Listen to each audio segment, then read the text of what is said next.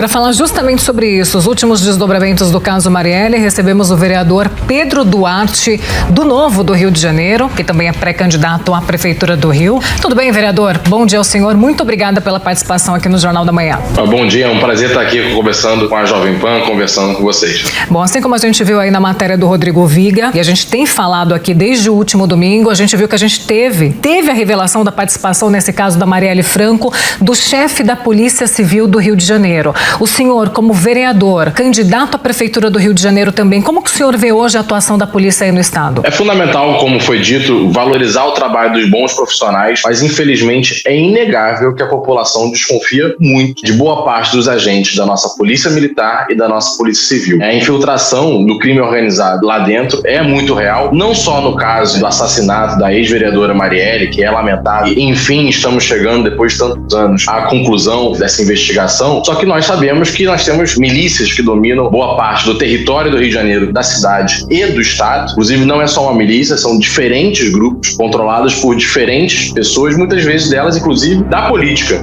do poder público. Então, é uma sensação de uma elite, e não uma elite econômica, mas, na verdade, de um grupo que envolve políticos, policiais, delegados, juízes, ou seja, pessoas de diferentes esferas do poder público que estão unidas num crime organizado para ganhar muito dinheiro através da corrupção e do meio do caminho, quando necessário, nós vemos que pessoas são assassinadas para que esses planos sejam realizados. Na avaliação do senhor, como é que essa cadeia que junta de maneira tão específica o crime e o poder público no Rio de Janeiro deve ser quebrada? Vamos lá, primeiro entender essa relação que foi criada entre o poder público e o crime organizado. Quando nós olhamos até o caso da família Brazão, que está dita, envolvida diretamente nesse caso, nós temos vereadores ligados à família, deputados estaduais ligados à família, deputados federais, outros órgãos. O Tribunal de Contas do Estado, por exemplo, é o órgão que o Domingos Brazão, hoje conselheiro, tendo sido eleito pela Assembleia Legislativa, com uma ampla votação à época, 60 deputados votando a favor da indicação dele e poucos contra. Mas o primeiro passo, claro, é que o poder público, os atuais governantes, parem de dar espaço, de tolerar figuras como essas dentro da política. O Chiquinho Brazão, ele era secretário da Prefeitura do Rio de Janeiro até pouquíssimo tempo atrás e só foi exonerado por causa das denúncias que começaram a sair na imprensa. Então, que bom que vocês existem para noticiar casos como esse, porque senão, até hoje, o Chiquinho Brazão provavelmente ainda seria secretário na prefeitura, assim como, quando ele saiu, isso até é um levantamento do nosso gabinete, quando saiu o Chiquinho, entrou o suplente dele, ou seja, o mesmo grupo político, continuou tudo igual, os nomeados continuaram os mesmos e a secretaria continuou com o orçamento. Então, o que nós vimos muito claro é que foi uma preocupação com a imagem para trocar o cabeça, só que toda a estrutura, todo o corpo continuou o mesmo. E aí o primeiro passo para quebrar o espaço do crime organizado dentro do poder público é elegermos pessoas que não dão espaço para o crime organizado dentro do poder público, que não nomeiam como secretários, que não dão orçamento, que não recebem dezenas de nomeações vindas dessas pessoas. Vamos chamar para essa conversa o Zé Maria Trindade também, para participar. Zé Maria, sua pergunta.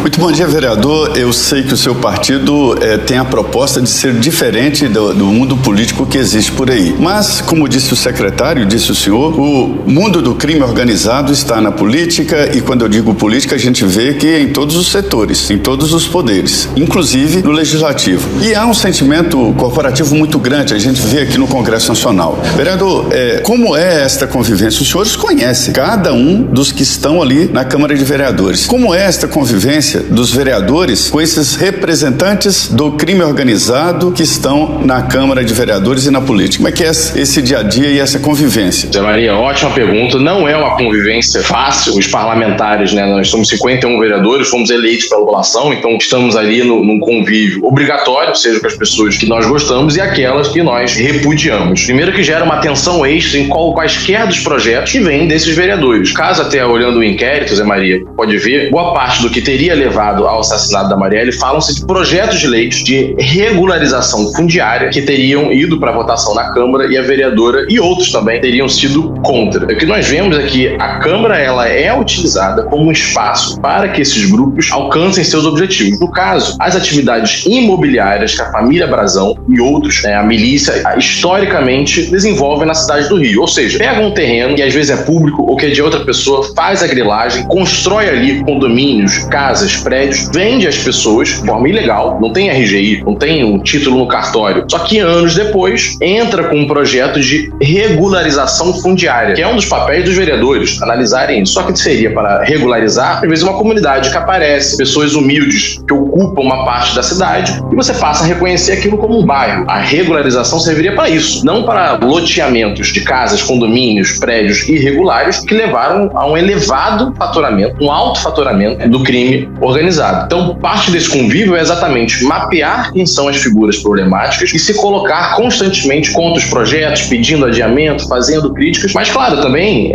a gente fica muito preocupado, a família fica preocupada, os amigos ficam preocupados, que nós tivemos o caso da Marielle e sabemos, quando a pessoa percebe que você está atuando contra ela, você está atuando contra esses interesses, gera uma desconfiança, para dizer o mínimo, muito grande com você. Então é um convívio difícil, sendo bem sincero, mas necessário que a gente faça esse enfrentamento. E tem a dependência de relacionamento com outros órgãos, como por exemplo com as polícias também, não é? É difícil imaginar que por mais voluntarioso que seja um indivíduo ou um órgão, ele consiga fazer alguma coisa que faça diferença nesse emaranhado de problemas aparentemente insolúveis, que é o Rio de Janeiro, de um jeito exagerado, mas não muito diferente do que são outras cidades, como São Paulo, por exemplo, e tantas outras. Perfeito. A gente tenta criar uma rede de confiança, né? Então, de fato, como há essa desconfiança, essa falta de credibilidade geral da instituição, muitas vezes quando eu quero fazer denúncias, eu não mando um e-mail diretamente para o e-mail institucional da Polícia Civil, eu não faço um ofício, que sabe-se lá quem vai receber, porque eu não tenho a certeza, sendo muito sincero aqui, eu não tenho a certeza, a confiança de que aquilo vai cair nas mãos certas, né? E não nas mãos erradas, que vai ligar para o grupo que eu estou denunciando, né? Olha, o vereador Pedro Duarte aqui fez uma denúncia falando de ABC, falando de fulano e ciclano. Então o que eu tento fazer? Eu tenho amigos delegados que eu confio, que eu vejo que são boas pessoas, amigos da Polícia Militar, no Ministério Público, em diferentes órgãos que eu crio como rede de confiança, e eu busco, né, essas pessoas. Olha, para quem eu mando uma denúncia, encontrei aqui algo que é da matéria urbanística, encontrei aqui uma questão de nomeações, encontrei um problema na saúde, na educação, aí vão os vários problemas que nós vamos encontrando, e eu tento, infelizmente, eu gostaria de ter a confiança de que ao mandar para a instituição,